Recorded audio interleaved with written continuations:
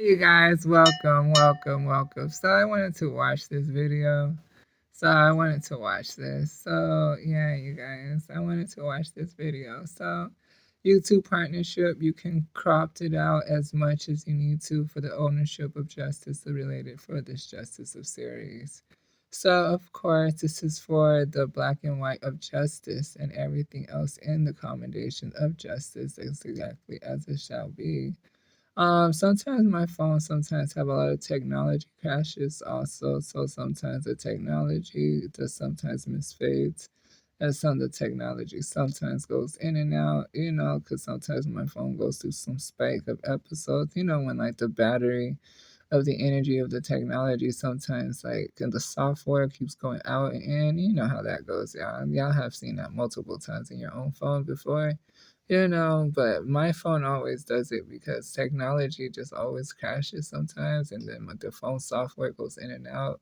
So, of course, I just wanted to tell you guys that I'm working on getting my phone fixed a lot more, because I need it to like work as the proper way it needs to. But you guys keep your phone away from water, keep your phone away from a lot of other stuff also, so it's like don't keep it on, like make sure people don't steal your phones, make sure everything else, because hackers, people like to hack and stuff like that also, that mess it up your software and mess up like the engine of your like software engineering and stuff like that. So, sometimes that can make your phone sometimes tweak out. So, it's all of the broaditude of justice to make sure you keep care of your phone and don't let everybody else hold on to your phone or use your phone, because you never know who's a hacker in your house, who wants to hack on your phone when you got them your phone, even if you sold a phone. But what if you had all of your information, still related information in it? It's not that hard to get a social. That's how you lock your protection of your identity in the life will for your business purpose, to let you take care of your financial institutions and take care of everything related with your insurance, your social security card. Don't walk around with it. Of course, find a good business spot where you could put it, for that way the justice of command that you can do and excellence that you can also just keep it in store to keep it safe and everything else of justice related. So yeah, you guys, it's just the best of the justice to let you guys know. So, yeah, you guys. But with that being said, let's watch this video now. So, Egypt, 1323 BC. A messenger runs through the desert. He bears shocking news. The young pharaoh, Tutankhamun, is dead. This is the story of one of the most famous tombs in history, and a high-stakes race to succeed the pharaoh buried there. The ancient Egyptians took the burial of their kings very seriously. The pharaoh must be mummified, buried within an impressive sarcophagus, and laid to rest with a full set of grave goods necessary for his journey to the afterlife. This was crucial if the pharaoh was to take his rightful place amongst the gods. If the pharaoh is not there seated next to those deities, he cannot make known to them our needs or make known to us their wishes. In other words, if the pharaoh hasn't ascended into heaven properly, the world as we know it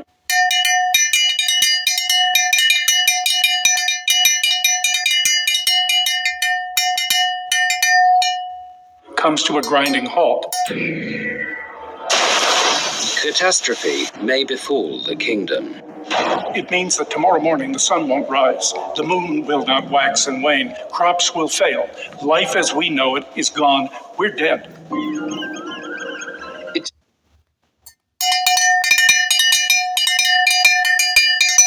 I rebirth beautifully. I know I rebirth beautifully. It takes time and planning to get every stage of a pharaoh's burial right. Tradition dictates Tut must be mummified in a 70-day process, after which he must be buried. Tut's mummy survives today. Salima Ikram is one of the world's leading experts on the mummy in ancient Egypt.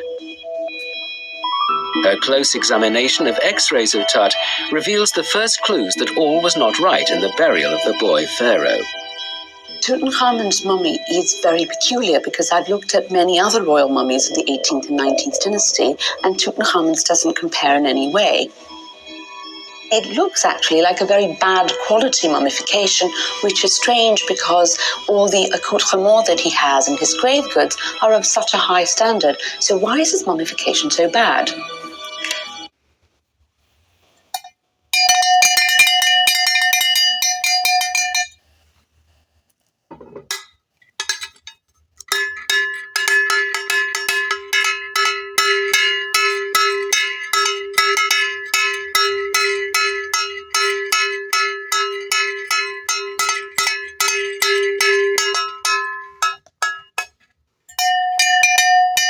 The ancient Egyptians mummified animals as well as humans using similar techniques.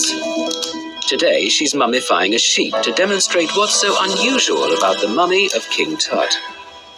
The first part of mummification is to remove the internal organs. So for a human being, you have to imagine this is a person lying down, there's a small cut that's made on the left side of the body, and it's very tiny. Now, Tutankhamun was very different from any other 18th dynasty royal mummy we have found because he had a big gash going from his navel all the way to the left side. So that was completely unprecedented. Large abdominal cuts became common in the 26th dynasty, but Tut died over 650 years earlier. First, Ikram removes the internal organs. Okay, can hold it tight. There's the liver. There it comes. It's very firmly attached. They're very slippery.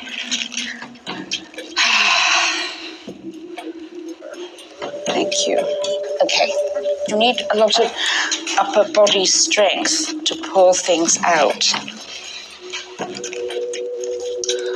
There they come. All of those lovely internal organs. Spilling out the way they're supposed to. Those are bits of the lungs. And the heart we will leave in the body. This was imperative. The heart needed to be present in the body for the moment when the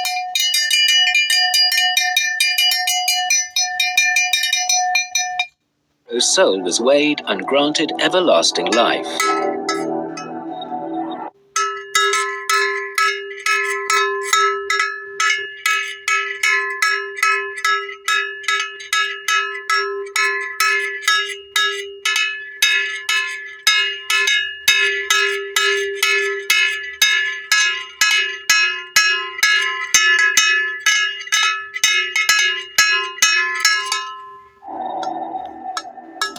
A second surprise. In X-rays of Tut's mummy, there's no sign of a heart. We don't think there is a heart in the body, but of course there was so much resin-filled linen packing, it might be obscuring the heart. So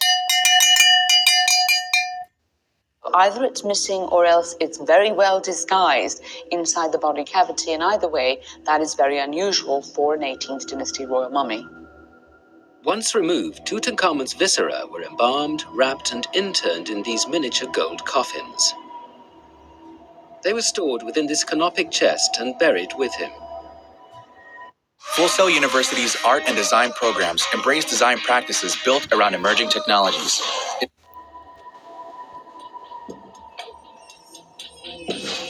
After evisceration comes desiccation. Ikram must clean the carcass and dry it out. Like the sheep, Tut would have been washed with water and palm wine to disinfect the body. She packs the cavity tightly with bags of natron, a naturally occurring mix of salt and baking soda. Then she covers the whole body completely. Little pillow for the sheep. The body is left to dry out for 40 days.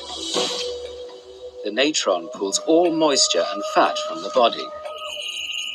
Here again, there are clues that the mummification wasn't done correctly. His body had already started. Snakes in my life. Snakes. Snakes from olden times of ancient Egypt. Snakes. deteriorate. And it could have been that he died in a place where they couldn't immediately do this kind of operation because he didn't have natron. This leads Ikram to an interesting hypothesis. Was Tutankhamun killed in battle, or did he die somewhere in hunting or whatever, but a long way from the Nile Valley? So he didn't have immediate access to trained embalmers. They might have done the best they could and rushed him back to the Nile Valley.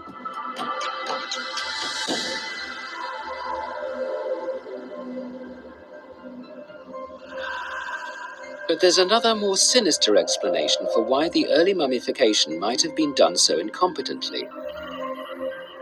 It's possible someone was desperate to get Tutankhamun safely buried, and fast.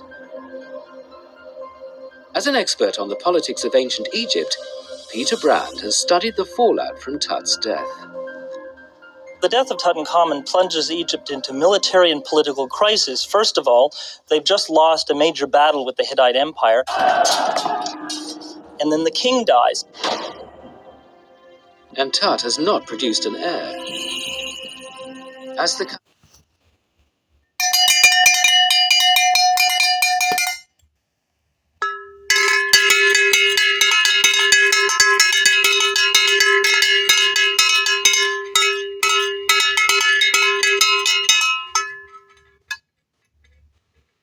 countdown to the 70th day begins, a high-stakes race unfolds in the Nile Valley. The race to get Tut buried in time, and the race to seize the throne. Three main contenders will wrestle for power. There's Tut's widow, called Ankhesenamun. Kingship in Egypt was a largely male affair. Female pharaohs were rare, and with two preceding Tut, there may have been little appetite for another. Ankhesenamun has limited political options. The only way she can continue her position is if she could somehow marry the next king.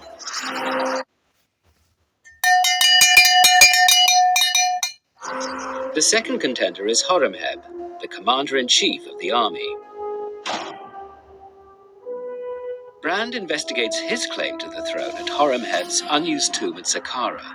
His most important title as far as his military career is found right here in this wonderful little group of hieroglyphs. There's this funny little sign here that basically means overseer, and then there's a little figure of an Egyptian army soldier holding a bow in his hand, and then there's this bird here and this little hieroglyph here that is a mouth, and this spells out great overseer of the army, in other words, a kind of generalissimo.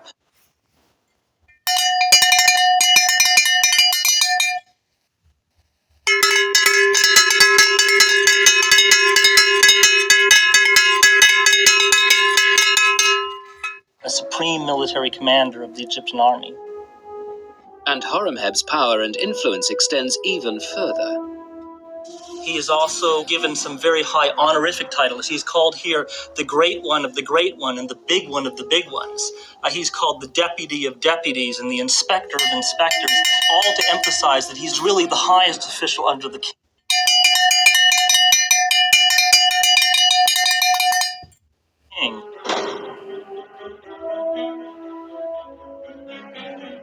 Stone reliefs document his career, like an ancient resume.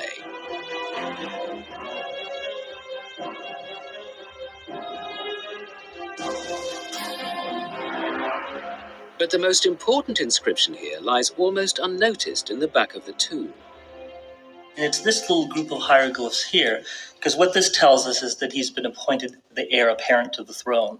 This means that he is the official heir to Tutankhamun.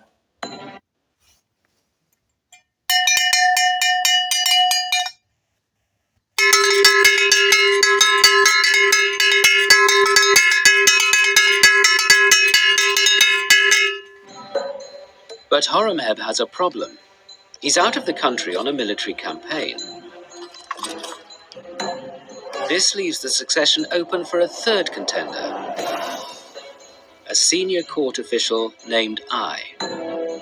My uncle A was not my dad. Amenhotep III and Queen Tai was my father and mother, and Amenhotep IV was my brother. This is my uncle.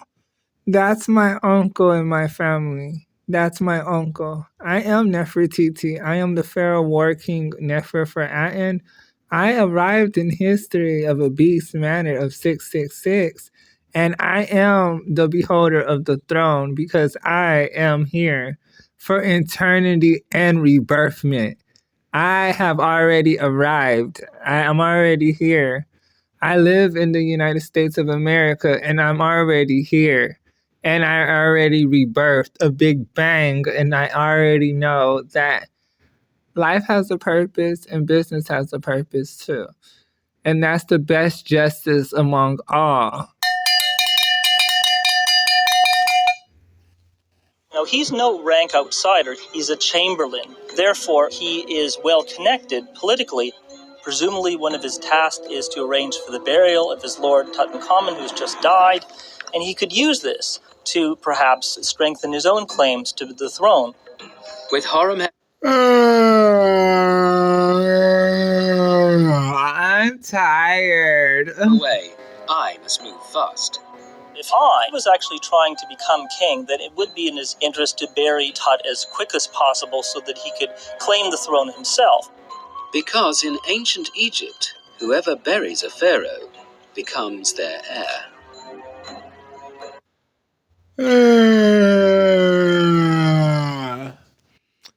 I swear, people be cracking me up with history and then seeing how history was, slavery, everything else, and then try to think that made history the greatest empire.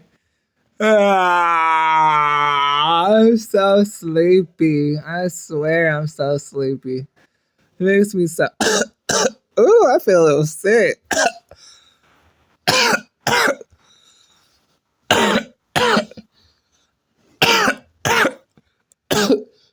Ooh, my nose, man, I swear. Ooh, I feel so sick and tired. I swear I feel so sick and tired. Do you feel sick and tired too? What your eyes staring at?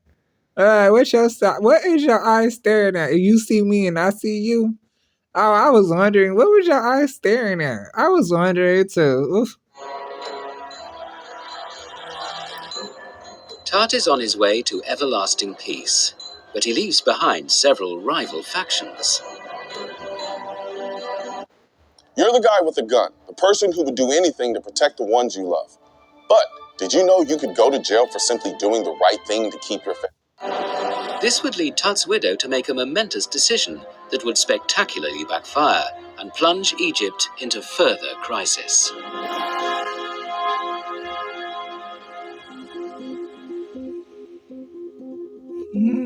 The legendary boy king Tutankhamun is dead. The first stage of his mummification is underway. In the high-stakes battle to succeed him, his Chamberlain Ai may now have seen an amazing opportunity to strengthen his claim to the throne.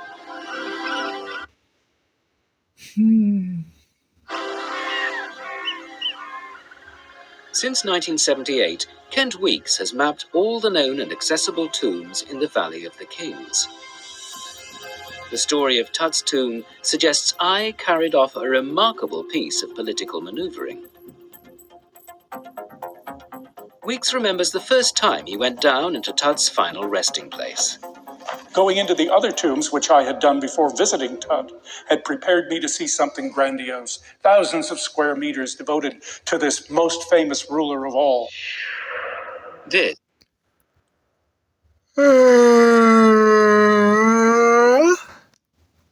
is what he found. A 4-roomed tomb that's small, cramped, and unimpressive. You go in there and it really is very deflating. Walls undecorated, chambers barely big enough for half a dozen people to stand in. It was a real shock. Weeks was convinced such an unimpressive tomb was not built for Tut. There must be another tomb, fit for a pharaoh, elsewhere in the valley that Tut had planned for himself.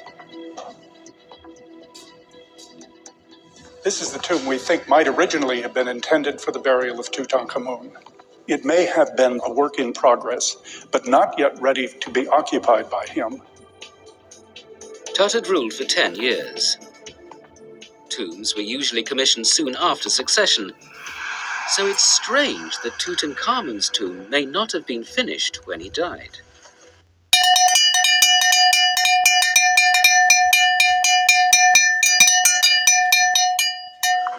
This is the stuff the Valley of the Kings is made of. It's limestone. Nearly all the stone in Upper Egypt is limestone. It's very soft. It's easy to carve. One could cut a tomb into this with relative ease.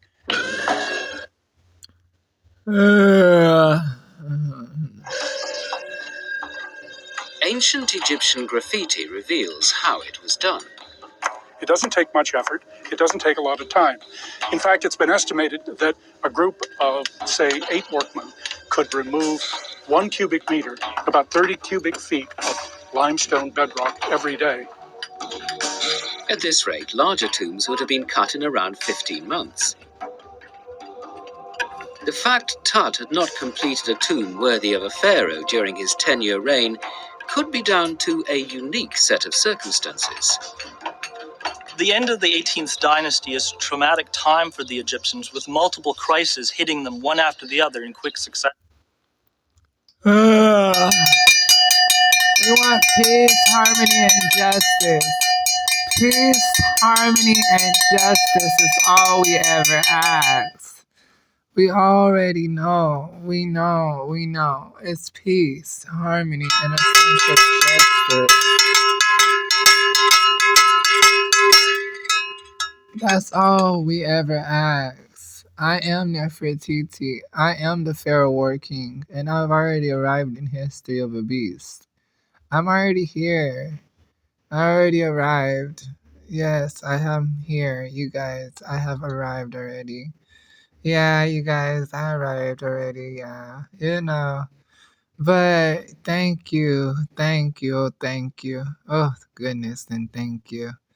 Thank you for the best justice of series, of analysis, of thank you. Thank you. There's 3 hearts in the air because a woman loves a man and a man loves a man. Thank you. Because, yes, thank you, my goodness, thank you. Because just like I'm a man, I love my woman and I love my man too. See, thank you. I handle my business like a real man's supposed to. Thank you. Nefertiti is among you, you guys. I'm already around. I'm already here in the best piece of justice for economic structure, for business partnership and business series. Thank you, you guys. Thank you.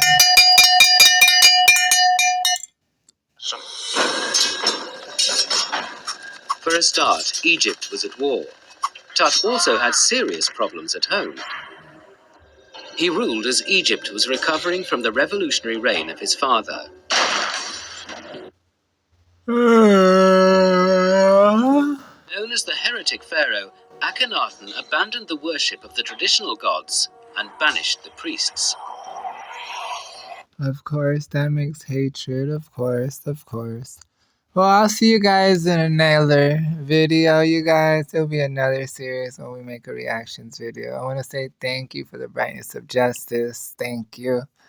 Thank you, you guys, for understanding that my phone sometimes have a lot of technological type of crashes. And thank you for understanding the best of justice, because I'm already arrived and I'm the Pharaoh War King and I am the high priest and I am here, you guys.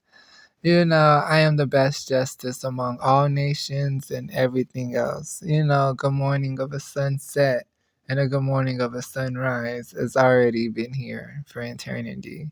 And I rebirth beautifully, nationwide, and big bang for eternity. But thank you.